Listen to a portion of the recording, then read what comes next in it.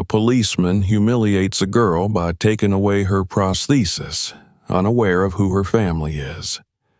This case turns to unexpected consequences when the truth comes out. Subscribe to find out the sequel and post in the comments where you're watching from. Sophie always looked forward to her time at the park. It was her little haven, a place where she could let her guard down and just breathe.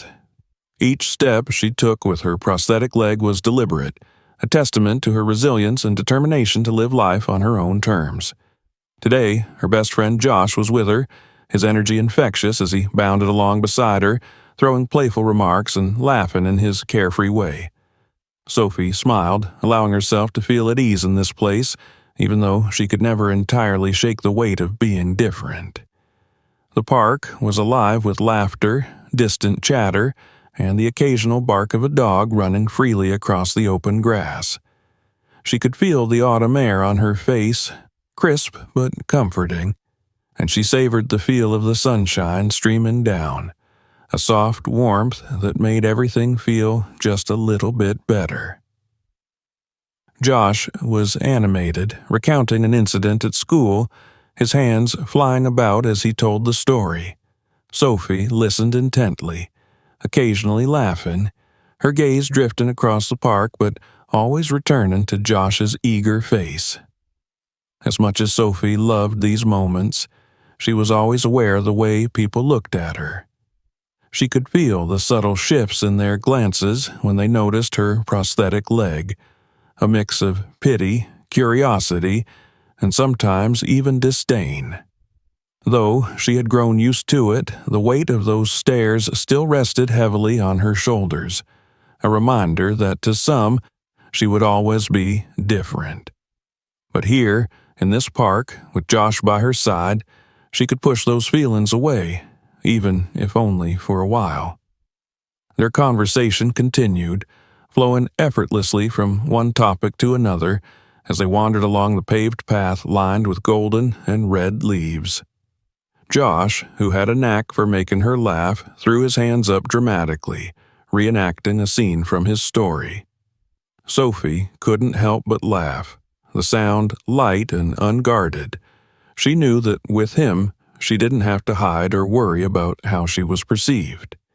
He saw her as just Sophie, funny, kind, and fiercely strong. But as they rounded a corner near the playground, Sophie's laughter faded.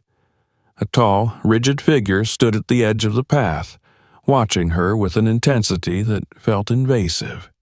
Her heart skipped a beat, instinctively sensing that something wasn't right. The man was dressed in a police uniform, his eyes narrowed and scrutinizing as they traced the outline of her prosthetic leg. The atmosphere shifted. Sophie's grip on her emotions tightened as she fought against the growing unease building in her chest. Josh noticed her sudden silence and followed her gaze, his smile fading when he saw the officer's cold stare.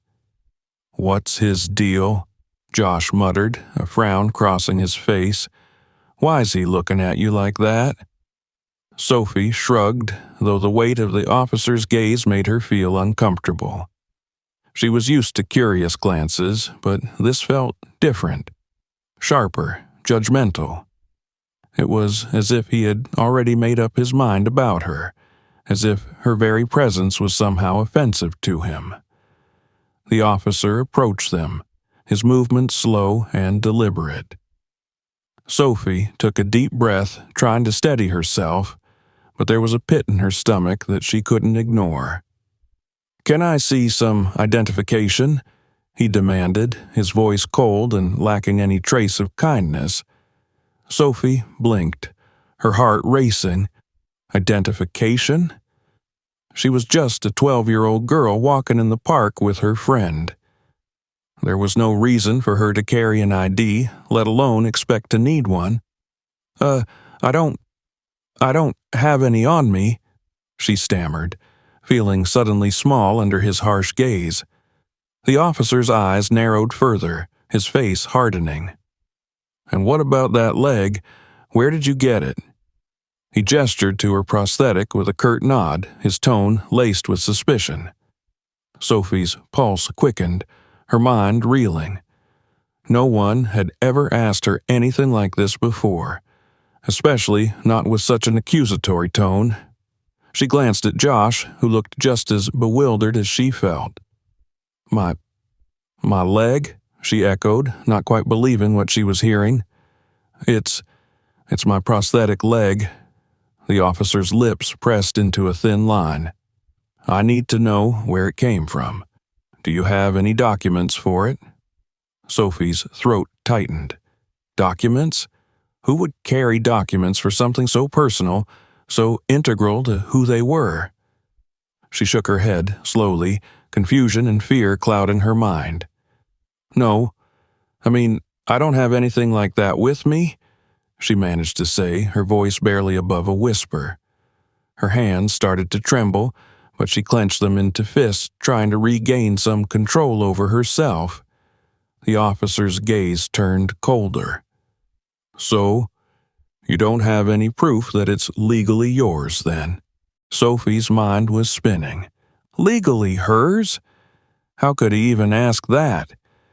It was part of her as much as any other part of her body. She felt her cheeks flush with a mixture of shame and anger, the embarrassment of having such an intimate part of her questioned in front of Josh and the strangers passing by. Josh stepped forward, his voice tinged with defiance. "She doesn't need any documents. She's not doing anything wrong. We're just here in the park." The officer's gaze shifted to Josh, narrowing. "This is a matter of security," he said dismissively. "You don't know what kind of threats are out there." "Threats?" Sophie repeated, her voice shaky but louder this time. She felt a surge of anger bubbling up inside her. "What are you talking about? I'm just walking in the park with my friend." The officer's face remained impassive. "Look, miss, I have reason to believe that there may be unauthorized equipment here. I need to take that leg in for examination." Sophie's heart plummeted. Take her leg? The very thought was absurd, humiliating, and terrifying. She instinctively took a step back, clutching onto Josh's arm as though it could anchor her amidst the storm of emotions swirling inside her. You can't just take my leg," she stammered, feeling her voice begin to crack. The officer's expression remained steely, unmoved by her distress.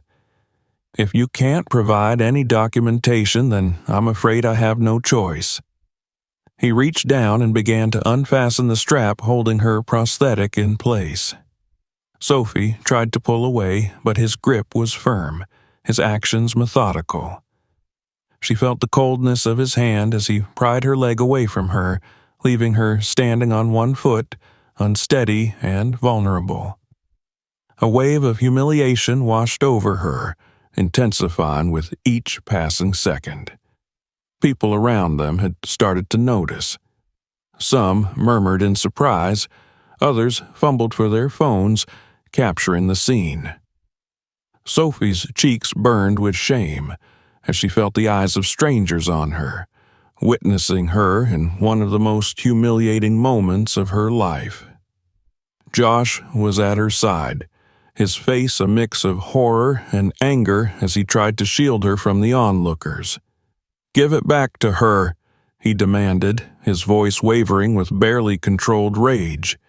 But the officer ignored him, holding the prosthetic as if it were an object, something disconnected from the person who needed it.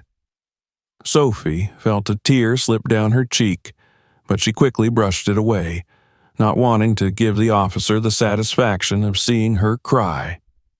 She didn't want to be seen as weak or defeated, but at that moment, standing on one leg surrounded by strangers, she felt more vulnerable than she ever had before. The officer finally stepped back, holding her leg as though it were some piece of evidence. "This will be examined," he said curtly. "You'll get it back once we verify its origin." And with that, he walked away, leaving Sophie alone in the middle of the park, standing on one leg, surrounded by strangers who looked at her with pity, confusion, and curiosity. Josh was by her side in an instant, supporting her as she wobbled, his face etched with concern and anger. "Are you okay?" he asked softly, his voice filled with a compassion that only seemed to make Sophie's humiliation deepen. She swallowed, nodding, though the ache in her chest told a different story. She felt stripped, exposed, as though everything she had tried so hard to protect had been laid bare for the world to see. Back at home, Sophie sat on the couch, her gaze fixed on the empty space where her prosthetic leg should have been. Her father, Michael, paced the room, his face a mask of barely controlled fury. He had listened in stunned silence as Sophie recounted the details of what had happened in the park, her words halting and broken as she relived the humiliation and fear she had felt. Now, as her story came to an end, his anger surfaced in full force, and his fists clenched at his sides. "I can't believe this," Michael muttered, more to himself than to Sophie. "That officer had no right to treat you like that, to take something so personal, something that's part of who you are. It's monstrous." Sophie nodded silently, the ache in her chest intensifying as she saw the pain and anger in her father's eyes. She wanted to reassure him, to tell him that she was okay, but the words stuck in her throat. She wasn't okay, and no amount of reassuring would change that. The memory of standing there, one-legged and vulnerable, was etched deeply into her mind. No matter how many times she closed her eyes, she could still feel the officer's cold gaze on her, could still hear his condescending voice demanding proof of something that no one should have to prove. I didn't know what to do, Dad," Sophie whispered, her voice barely audible. "He made me feel like I was something wrong, like I was dangerous, just because of my leg." Michael stopped pacing and knelt down in front of her, placing a gentle hand on her shoulder. "Listen to me, Sophie," he said, his voice steady and filled with warmth. "You are not dangerous. You are not wrong. You're perfect just the way you are, and nobody has a right to make you feel otherwise." Sophie nodded, trying to draw strength from his words, but the lingering feeling of shame refused to fade. She didn't want to let it show, didn't want her father to know just how deeply the incident had shaken her. But her hands betrayed her, trembling slightly as she clutched onto the armrest of the couch. Michael noticed and took her hands in his, squeezing them gently. "We're going to make this right," he said firmly. "I promise you, Sophie. That officer will be held accountable for what he did." His words sent a flicker of hope through her, but a part of her still felt doubtful. The memory of the officer's unwavering stare, the way he had dismissed her pleas, lingered heavily in her mind. What if no one believed her? What if he got away with it, leaving her to bear the weight of this humiliation alone? Before she could voice her doubts, the doorbell rang, breaking the tense silence. Michael rose to his feet, his expression darkening as he went to answer the door. When he opened it, a tall, middle-aged man with a worn, compassionate face stood on the other side. It was Kelly, Michael's oldest friend and a respected journalist. Kelly had been a constant presence in Sophie's life, a trusted family friend who always showed up during tough times. He was known for his unwavering commitment to justice and had spent years exposing stories of prejudice and corruption. As he stepped into the room, his gaze fell on Sophie, and his face softened with sympathy. "I heard what happened," Kelly said, his voice laced with quiet anger. "Are you okay, Sophie?" Sophie managed a small nod, though the words felt empty. She appreciated Kelly's concern, but she knew that the question of whether she was okay went far deeper than she could express. Still, she forced a smile, not wanting to worry him further. Kelly turned to Michael, his face hardening. "Michael told me what that officer did. It's outrageous. He had no right to treat you that way, and we're not going to let him get away with it." Michael nodded, crossing his arms over his chest. "We're filing a formal complaint, and I want to take this public. People need to know what's happening, and they need to see the kind of prejudice that exists even today." Kelly nodded in agreement, already pulling out his notepad. "I'll start looking into it. If there are other cases, other people who've experienced this kind of treatment, we'll find them. We'll make sure the public knows the truth." As the adults discussed their plan, Sophie sat quietly, absorbing their words.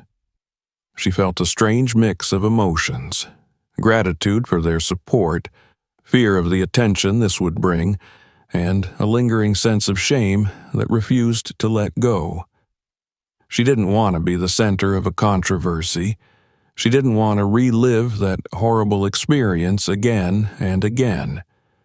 But she also couldn't shake the feeling that standing up to this injustice was the right thing to do, not just for herself, but for others who might face similar prejudice. When Kelly left that evening, Sophie felt a spark of hope igniting within her. Maybe, just maybe, they could make a difference. The days that followed were a whirlwind. News of the incident spread quickly, especially after Kelly published his first article detailing what had happened. The story captured people's attention, sparking conversations online and in the community. People were outraged on Sophie's behalf, condemning the officer's actions and calling for accountability. Strangers left messages of support, offering words of encouragement and solidarity. Sophie was grateful for the support, but she couldn't shake the uneasy feeling that accompanied it. Everywhere she went, people recognized her, and whispers followed her through the hallways at school. Some students looked at her with admiration, while others with barely concealed pity. She hated the pity. It reminded her of that feeling of vulnerability, of being seen as less than whole. One afternoon, as she walked through the school corridor, a group of students approached her. Among them was Emma, one of the popular girls who had never spoken to Sophie before. Emma's gaze was filled with a mix of curiosity and sympathy, a look that made Sophie's skin crawl. "Sophie," Emma began, her tone unusually soft, "I just wanted to say that what happened to you was terrible. No one deserves to be treated like that." Sophie forced a polite smile, but her discomfort was palpable. "Thanks," she murmured, hoping the conversation would end there. But Emma wasn't finished. "I mean, it must be so hard for you, being different." Sophie felt a surge of anger rise within her, but she swallowed it down, unwilling to give Emma the satisfaction of seeing her react. "I'm just like everyone else," she said firmly, her voice steady. Emma's face fell slightly, but she quickly recovered, flashing a bright smile. "Of course you are," she said, though her tone lacked conviction. "Anyway, if you ever need anything, just let me know." As Emma walked away, Sophie felt a wave of frustration wash over her. She didn't want people's pity. She didn't want to be seen as different or special. She wanted to be seen as just Sophie, strong, determined, and capable. But it seemed that no matter how hard she tried, the world insisted on labeling her by her disability. That evening, at home, she sat down with her father. The public attention was starting to weigh on her, and she needed someone to talk to.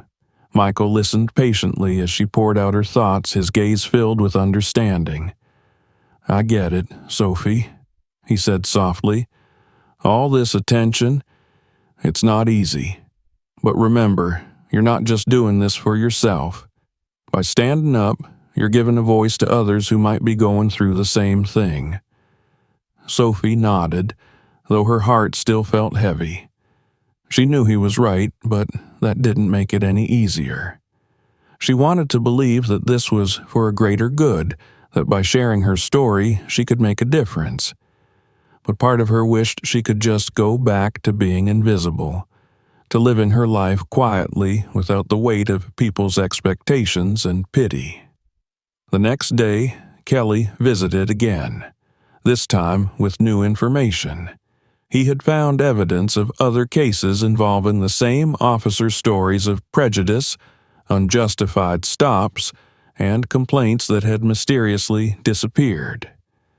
Sophie listened in stunned silence as Kelly laid out his findings, each new detail a reminder of the injustice she was up against. "It's not just about you, Sophie," Kelly said, his voice firm. "This officer has a history, a pattern of behavior that needs to be exposed. You're shining a light on something much bigger, something that people need to know about." The words resonated with Sophie, filling her with a renewed sense of purpose. Maybe this was more than just her story. Maybe, by standing up, she could bring about real change. As she looked at Kelly and her father, Sophie felt a flicker of hope begin to burn within her. She wasn't just fighting for herself, she was fighting for others who had been silenced, for those who had been made to feel less than whole. And for the first time since that terrible day in the park, she felt a sense of strength return, a glimmer of determination that refused to be extinguished. The news of Sophie's encounter with the officer spread rapidly, igniting heated discussions across social media and within her local community. People were divided. While many voiced their outrage, condemning the officer's actions as a blatant act of discrimination, others questioned the validity of Sophie's story, suggesting that there must have been a reason behind the officer's behavior. Sophie found herself caught in the eye of a storm, one she had never intended to start. Each morning felt heavier than the last. At school, whispers followed her through the hallways, and students she barely knew would approach her with either hesitant words of support or curious, probing questions. Teachers, too, seemed unsure how to address her, their attempts at empathy often feeling forced and uncomfortable. She felt as though she had lost her identity. She was no longer just Sophie. She was the girl at the center of a scandal, a reluctant symbol of an issue far bigger than herself.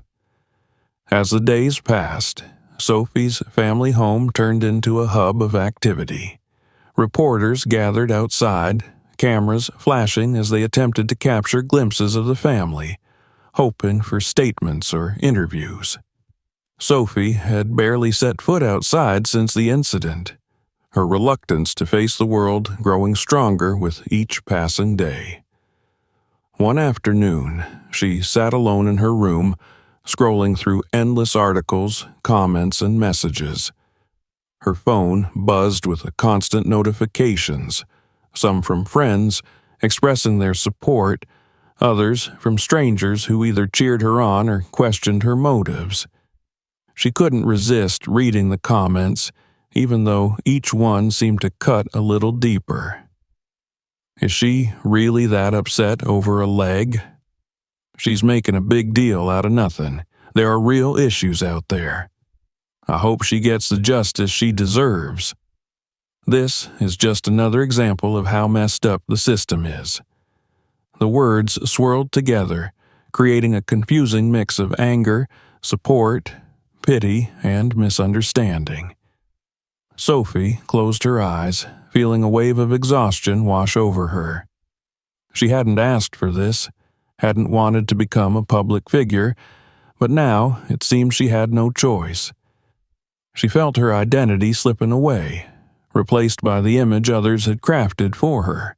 A soft knock at the door broke her thoughts. "Sophie, can I come in?" It was her father. She sat up, wiping away the unshed tears that threatened to spill over, and nodded. Michael entered the room, his expression a blend of concern and determination.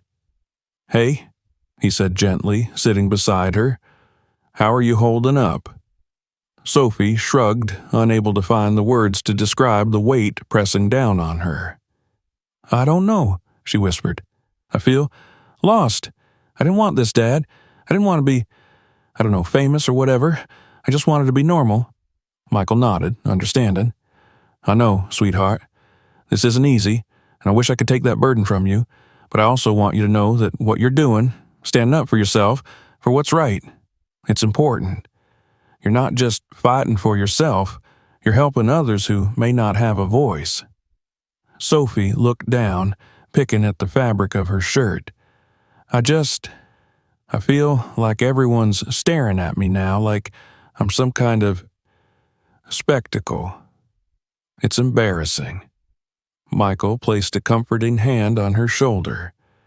"You have nothing to be embarrassed about. You didn't do anything wrong. That officer's actions were unjustified, and he needs to be held accountable. We're going to see this through, Sophie. Together." She nodded, drawing strength from his words, but a part of her still felt fragile, exposed to the harsh scrutiny of the public eye. She wanted to believe that she was strong enough to handle it, but the constant pressure made her question her own resilience. Just then, there was another knock at the door, and Kelly entered, holding a thick file. His face was serious, his gaze somber as he approached them. "I've been looking into Officer Harper's history," he began, his voice low, "and it's worse than we thought. There have been multiple complaints filed against him over the years, accusations of excessive force, discrimination, and intimidation. But for some reason, most of those complaints just vanished. The records are incomplete, like someone tried to cover them up." Sophie's eyes widened, a chill running down her spine. She had known that what Harper did to her was wrong, but the thought of him having a history of this kind of behavior was both shocking and unsettling. Do you think he's done this to other people like me?" she asked, her voice barely above a whisper. Kelly nodded solemnly. "It's very possible, Sophie. And that's why it's so important that we keep pushing forward. By standing up, you're shedding light on something much bigger. You're not just fighting for yourself. You're fighting for everyone who's been mistreated by people like him." The weight of Kelly's words sank in, filling her with a renewed sense of purpose. She wasn't alone in this. There were others out there who had likely suffered in silence, unable to defend themselves. She took a deep breath, steadying herself as a spark of determination ignited within her. The following week, a formal complaint was filed against Officer Harper, and the case quickly gained momentum. News outlets picked up the story, and protests began to form outside the police station, with people holding signs demanding accountability and justice. Sophie watched from her bedroom window as crowds of people marched down the street, their voices loud and unwavering. Some of them carried signs with her name on them, calling for justice, for equality, for change. It was overwhelming to see the support, to know that so many people stood behind her, but it was also terrifying. The attention was unrelenting, and Sophie couldn't help but feel that every step forward brought new challenges, new obstacles to overcome. As the case moved forward, the family faced increasing resistance. Harper's supporters began to emerge, claiming that he was simply doing his job, and that the incident was being blown out of proportion. Sophie's family started receiving anonymous messages, some supportive, others filled with hateful words and threats. The tension in their home grew as each new message arrived, a reminder that not everyone believed in their cause. One evening, as they sat around the dinner table, Michael's phone buzzed with a notification. He glanced at the screen, his expression darkening as he read the message. "It's another threat," he said quietly, his jaw clenched. "They're saying we should drop the case if we know what's good for us." Sophie's heart sank, fear gripping her as she looked at her father. "Do you think they're serious?"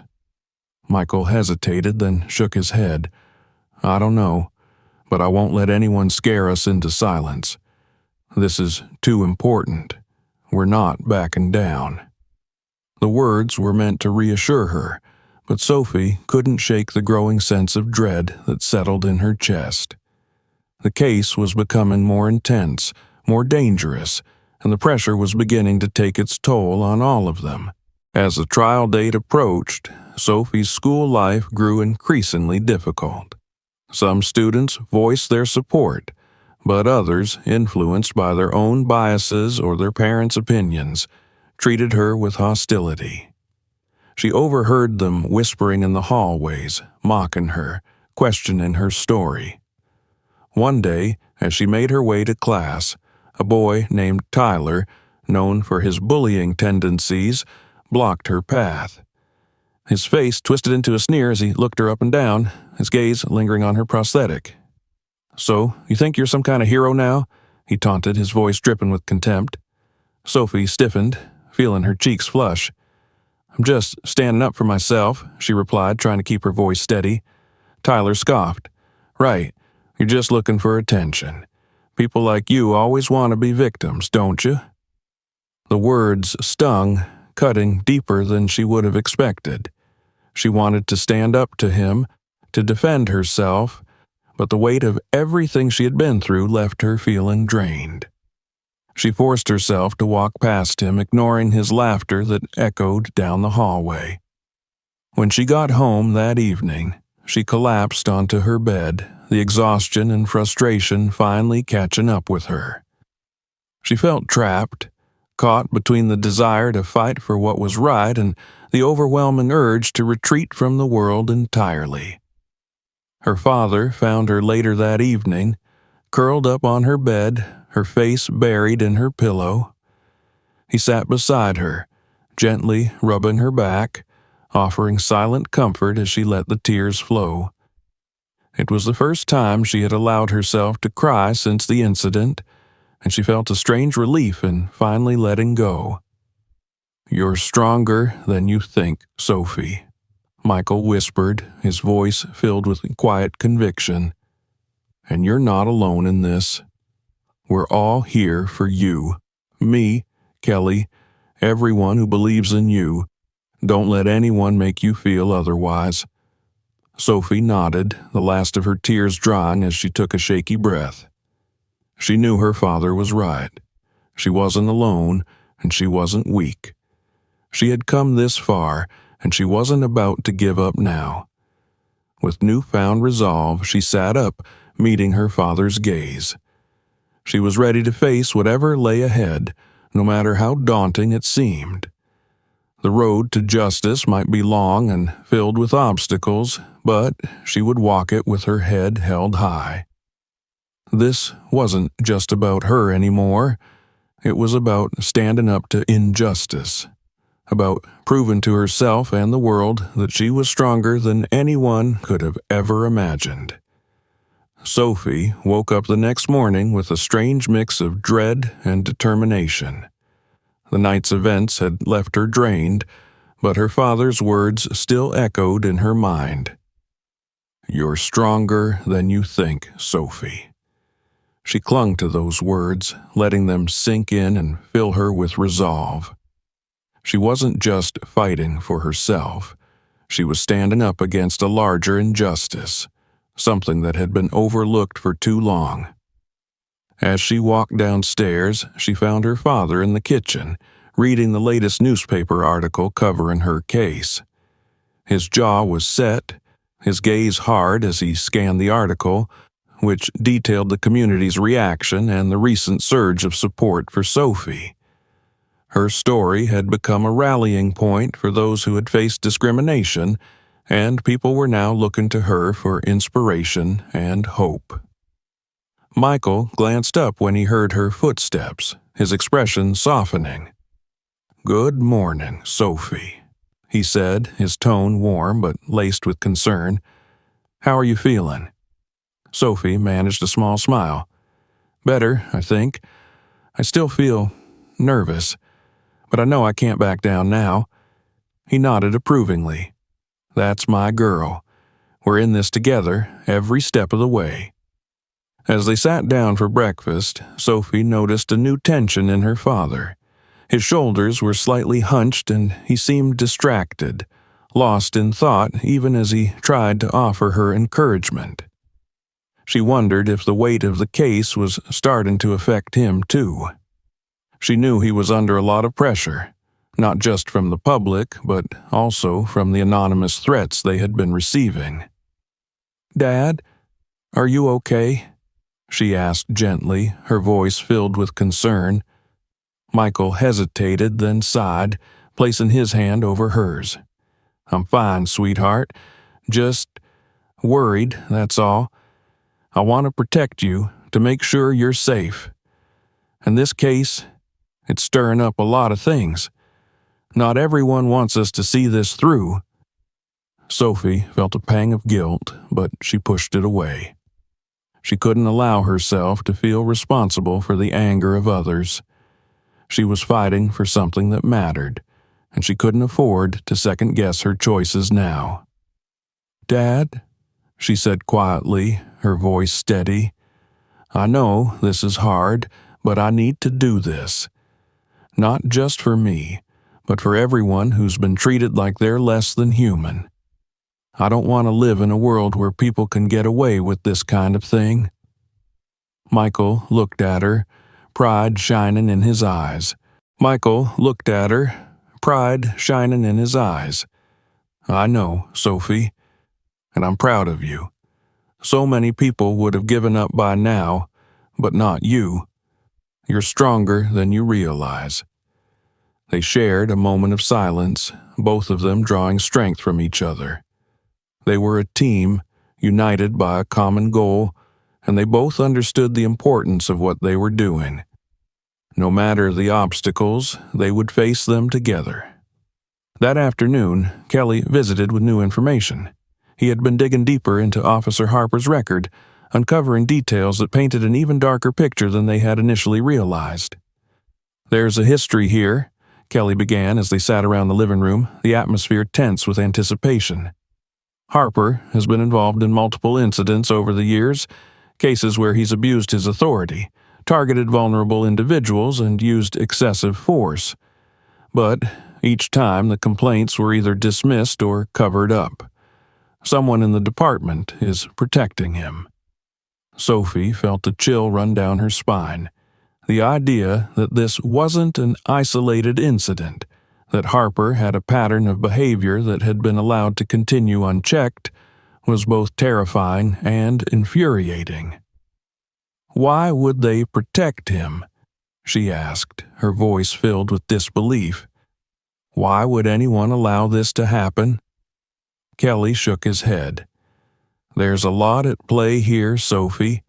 Sometimes people in positions of power protect each other, even if it means overlooking serious misconduct. But that's why it's so important that we don't back down. By exposing this, we're shining a light on a system that has failed to hold people like Harper accountable." Sophie clenched her fists, her determination hardening. "Then we have to keep going. We can't let him get away with this." Michael nodded in agreement, his jaw set. "We're with you every step of the way, Sophie. No matter what it takes, we're going to see this through." As the trial approached, Sophie and her family continued to face intense scrutiny. The media attention was unrelenting, and the anonymous threats grew more frequent. Some of the messages were cruel, others filled with anger, but all of them shared one purpose: to intimidate her, to make her back down. One evening, as she was going through the latest batch of messages, Sophie came across one that struck a nerve. It was from someone claiming to be a supporter of Harper, accusing her of ruining a good man's life and calling her a troublemaker who's only looking for attention. The words stung, but they also fueled her anger. She knew that what she was doing was right, that Harper's actions were wrong and needed to be exposed, but the message served as a stark reminder of the hostility she faced. She was fighting not just against Harper, but against a deeply ingrained system of prejudice and power. Later that night, Sophie sat alone in her room, reflecting on everything that had happened. She thought about the people who had come forward in support, those who had shared their own stories of discrimination and abuse. Their words had given her strength, reminding her that she wasn't alone in this fight. And she realized that no matter how difficult things became, she couldn't let them down. With renewed resolve, she pulled out her notebook and began writing down her thoughts. She wrote about the fear, the anger, and the hope she felt, capturing every emotion in words. It was her way of processing everything, of reminding herself why she was fighting. And, as she wrote, she felt a sense of clarity and purpose that she hadn't felt in weeks. The next day, Sophie and her father met with their lawyer, who had been working tirelessly to build their case. They reviewed the evidence, the witness statements, and the details of Harper's history. The lawyer explained the challenges they faced. Harper's supporters were strong, and they would do everything in their power to discredit her. "There's a lot at stake here," the lawyer said, his tone serious. "This case could set a precedent, not just for Sophie, but for others who faced similar treatment. But we need to be prepared. They'll try to paint you as unreliable, to question your motives. They'll use every tactic they can to undermine your credibility." Sophie listened intently, her heart pounding. She understood the gravity of what they were up against, but she refused to be intimidated. She had come too far to give up now. "I'm ready," she said firmly, her voice unwavering. "I know what they'll say, but I'm not going to let them scare me into silence." Her father reached over, placing a reassuring hand on her shoulder. "We're proud of you, Sophie. You've shown so much courage. No matter what happens, you've already made a difference." As the trial date drew nearer, Sophie found herself preparing for what would undoubtedly be the most difficult experience of her life. She knew that she would have to face Harper in court, to stand before him and recount every painful detail of that day in the park. The thought was daunting, but she reminded herself of the importance of her testimony. By sharing her story, she was not only standing up for herself, but for everyone who had been mistreated, who had suffered in silence. In the days leading up to the trial, Sophie practiced her testimony with her lawyer, going over every question, every possible reaction. Her father and Kelly were by her side, offering their support and encouragement. They reminded her of the strength she had shown, the impact her story had already made. One evening, as they sat together in the living room, Kelly shared a story he had come across during his research. It was about a young woman who had faced discrimination and had chosen to stand up for herself, even when the odds were stacked against her. "She fought back, just like you, Sophie," Kelly said, his voice filled with admiration. "And, in the end, her courage inspired others to do the same. You're doing something important here, something that will leave a lasting impact." Sophie felt a surge of pride, a renewed sense of purpose. She was ready. She would face Harper, she would tell her story, and she would fight for justice, not just for herself, but for everyone who had been denied their voice. As the trial day arrived, Sophie felt the weight of her decision settle on her shoulders. She knew it wouldn't be easy, that she would be questioned, scrutinized, and possibly even doubted. But she also knew that she had the strength to face whatever lay ahead. Standing with her father and Kelly by her side, Sophie took a deep breath, steeling herself for what was to come. This was her moment, her chance to make a difference, to show the world that she was stronger than they had ever imagined. No matter what happened in that courtroom, she knew that she had already won. She had found her voice, and she would never let anyone silence it again. The day of the trial arrived with a quiet intensity that settled heavily over Sophie. She woke before dawn, staring at the ceiling as she braced herself for what lay ahead. The world outside seemed hushed, almost as if it understood the gravity of the moment, the tension that had built up over weeks and now stood on the brink of release. This day was a turning point, not just for her, but for everyone who had stood behind her, hoping to see justice served. As the first light of morning filtered through her window, Sophie got dressed slowly, choosing her clothes with care. She wanted to present herself as strong and unshakable, despite the turmoil inside her. She was doing this not only for herself, but for every person who had faced similar injustice. Her reflection stared back at her from the mirror, and she allowed herself a moment to acknowledge the strength in her eyes. She was ready as she could be.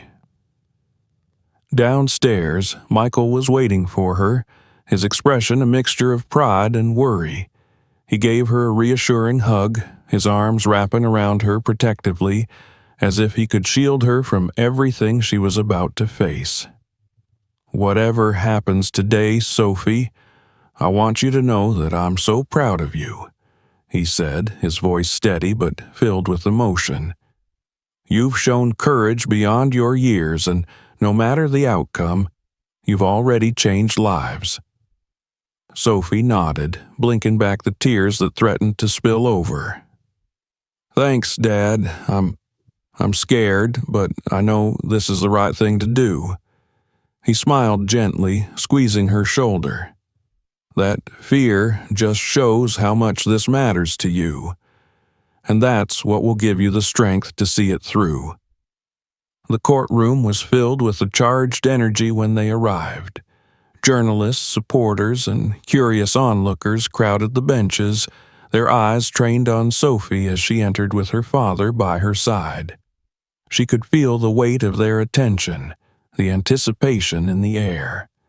As she took her seat, she spotted Kelly, who offered her an encouraging nod from across the room. He was here, as he had been throughout the entire ordeal, standing firmly in her corner. Across the room sat Officer Harper, his face impassive, his eyes cold and unreadable. He was dressed in his uniform, as though the mere sight of it might sway the opinion of the court in his favor. Sophie's gaze met his, and she felt a surge of defiance rise within her. She would not be intimidated. Not today. The judge called the court to order, and the trial began. Sophie listened as the attorneys presented their opening statements, each side laying out their case with calculated precision. The prosecution argued that Harper's actions were a clear abuse of power, driven by prejudice and a blatant disregard for her rights. The defense, however, painted a different picture, attempting to justify Harper's actions as protocol and a matter of security. But Sophie could see through the facade. She knew, as did everyone who had witnessed that day in the park, that Harper's actions had been motivated by something far darker than protocol. When it was her turn to take the stand, Sophie felt her heart pound in her chest. She took a deep breath, steadying herself as she walked to the witness stand. The room seemed to hold its breath as she sat down, her gaze focused and determined. The prosecutor began with gentle questions, guiding her through the events of that day. She recounted every painful detail, the way Harper had looked at her, the accusatory tone in his voice, the humiliation of having her prosthetic leg taken from her. Her voice trembled at times, but she held herself together, refusing to let the emotion overcome her. As she spoke, she could feel the eyes of the room on her, a mixture of empathy, admiration, and, in some cases, disbelief. She knew that her story had moved people, that it had stirred something in the hearts of those who had faced their own struggles, their own battles with discrimination and judgment. When the defense attorney rose to cross-examine her, Sophie braced herself. She had been warned that they would try to undermine her credibility, to paint her as overly sensitive or attention-seeking. But she was ready for their tactics. The attorney began with a calm, almost condescending tone. "Miss Thomas, you've made quite a public matter out of this incident. Would you say that you've enjoyed the attention this case has brought you?" Sophie felt a flash of anger but forced herself to stay composed. "No, I wouldn't say that. I didn't ask for this attention.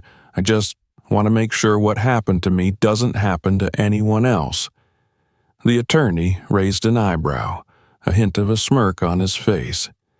"But isn't it true that since this incident, you've received an outpouring of support? You've been featured in numerous news articles. You've gained public sympathy. Doesn't that seem a bit excessive for what was, in essence, a misunderstanding?" Sophie's hands clenched in her lap, but she met his gaze without flinching. "This wasn't a misunderstanding," she replied firmly. "Officer Harper humiliated me, made me feel like I was less than human because of something I can't change. I'm standing up because I don't want anyone else to feel that way." Her words hung in the air, and she could see the attorney's expression falter, if only for a moment. The strength in her voice had caught him off guard, and he quickly moved on to his next line of questioning. The cross-examination continued, with the attorney attempting to twist her words, to downplay the significance of what had happened. But Sophie held her ground, answering each question with calm conviction. She refused to let him chip away at her truth, her sense of purpose. She'd come too far to be silenced now. When the time came for Officer Harper to testify, Sophie felt a mixture of anger and apprehension. She watched as he took the stand, his posture rigid, his face expressionless. He spoke in a measured tone, defending his actions as necessary and in line with protocol. He claimed that he had simply been following procedures, that Sophie's prosthetic had raised concerns due to unverified modifications. But as he spoke, Sophie could see the cracks in his story. His words were rehearsed, hollow. He avoided eye contact, especially with her, as if he knew the truth but was unwilling to face it. The room listened in silence, the tension palpable as he attempted to justify his actions. The prosecutor, however, was prepared. When it came time for cross-examination, they brought forward the evidence Kelly had uncovered. A history of complaints, accusations of discrimination, instances where Harper had overstepped his authority. Each piece of evidence painted a damning picture, one that Harper could no longer hide from. Sophie watched as Harper's composure began to crumble, his defensiveness giving way to irritation. The prosecutor pressed him on his motivations, on his history of targeting individuals who, like Sophie, were perceived as different. With each question, Harper's mask slipped further, revealing a man driven by fear, prejudice, and a deep-seated resentment. Finally, the prosecutor asked the question that had been hanging in the air since the beginning of the trial.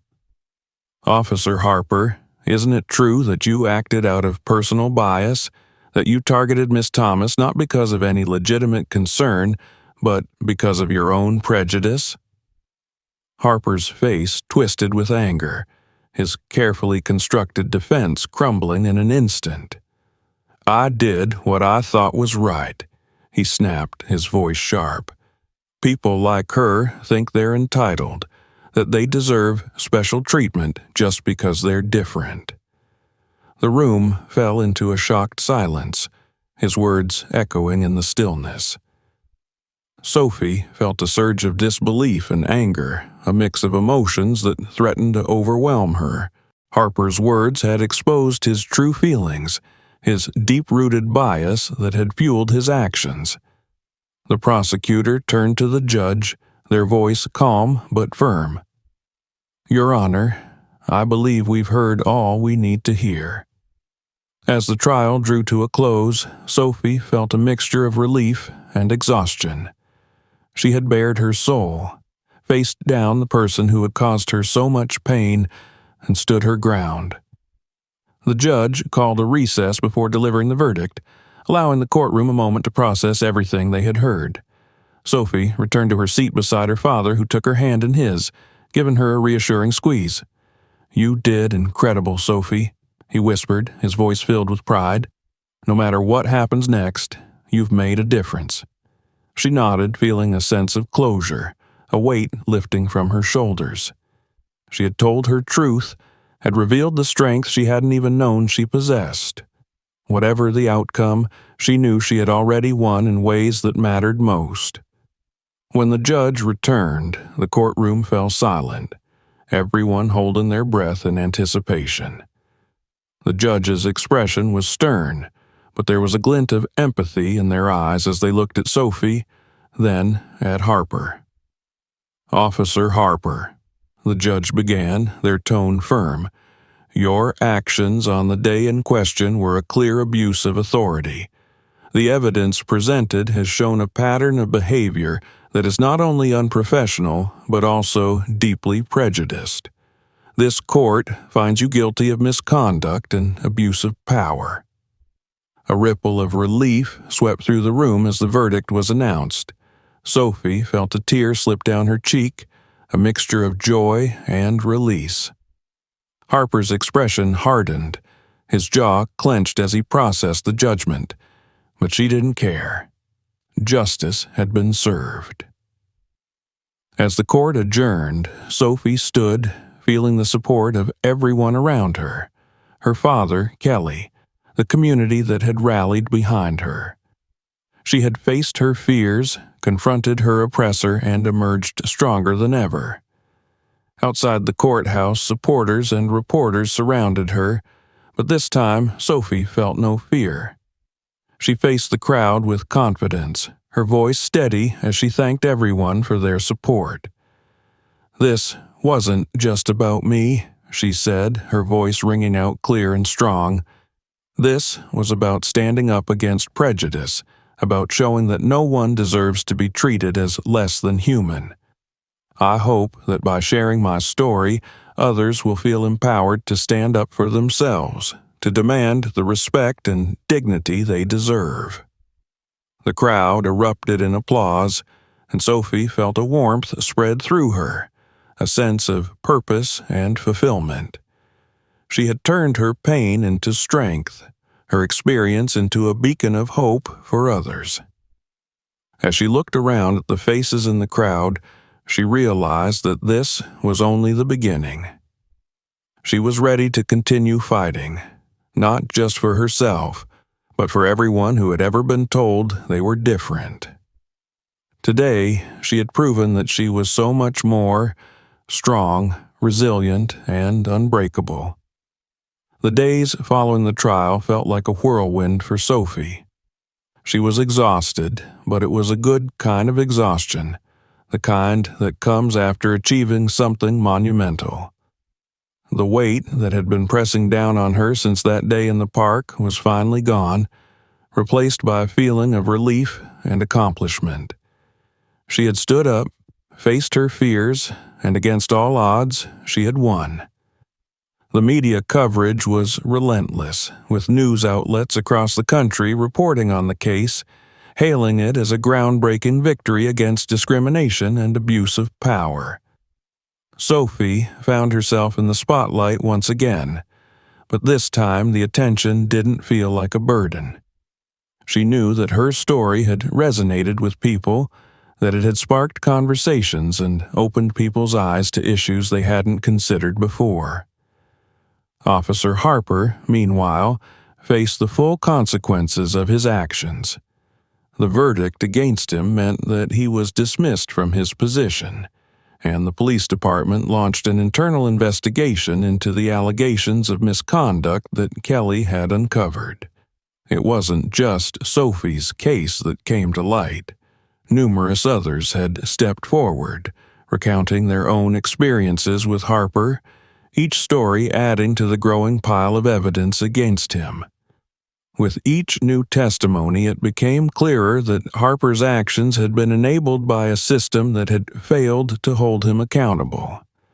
His career was effectively over, and his reputation was in ruins. For Sophie, knowing that he would never again have the chance to hurt someone like her brought a sense of closure. She could finally let go of the fear and anger that had haunted her since that day in the park.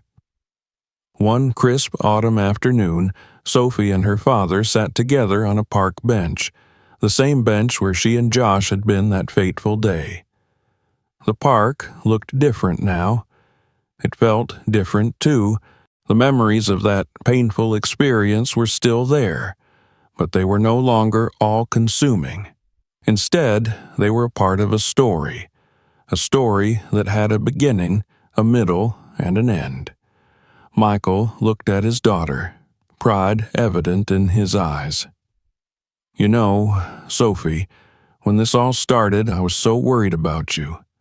I didn't know if we'd be able to handle everything that came our way, but you were so strong, stronger than I ever imagined." Sophie smiled, a warmth spreading through her chest. "I didn't feel strong most of the time. I was scared, angry. Sometimes I just wanted it all to go away. But you didn't give up," Michael said, his voice filled with admiration.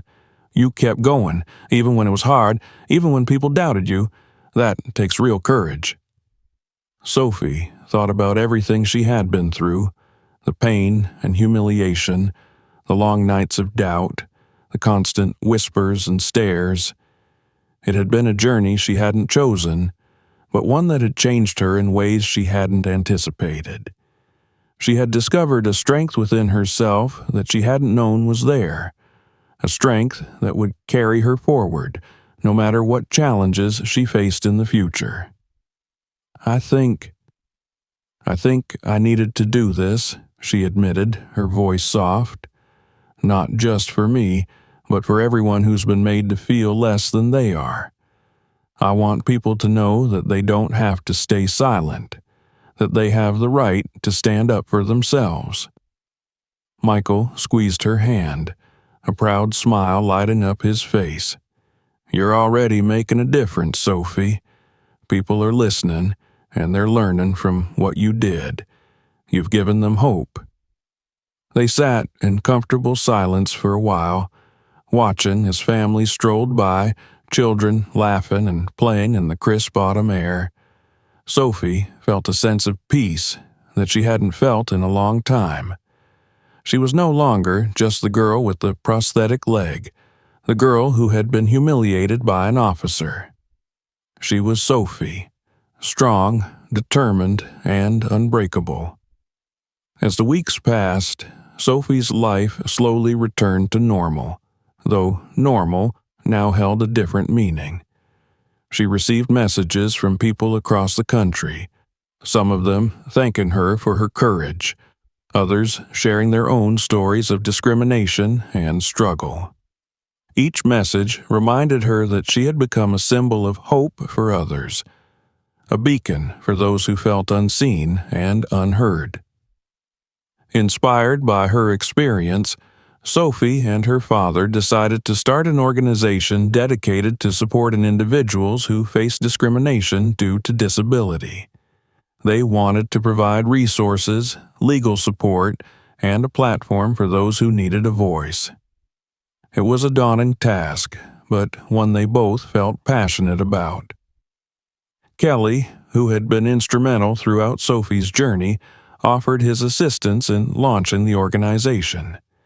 His network of contacts and his experience in investigative journalism would be invaluable in bringing attention to the cause. Together, they began working on a website, gathering stories and connecting with lawyers and advocates who could help make a real difference. One evening, as they worked on the project, Kelly looked at Sophie, his expression serious yet hopeful. "Sophie, what you did, it's just the beginning. This organization has the potential to help so many people. You're not just changing lives, you're changing minds too."